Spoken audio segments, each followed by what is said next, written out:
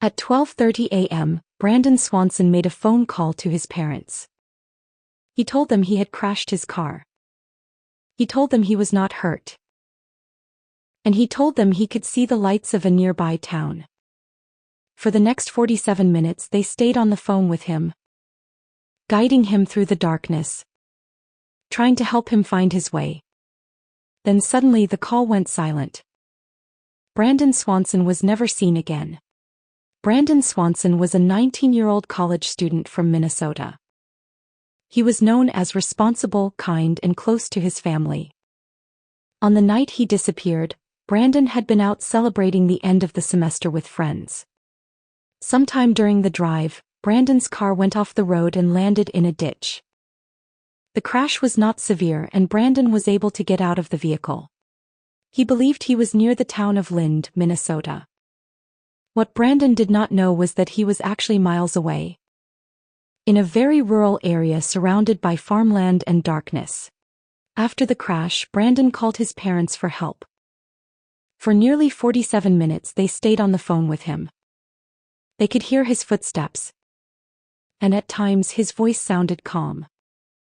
His parents tried to guide him toward what they believed was the town of Lind, using the lights they could see in the distance. But something wasn't right.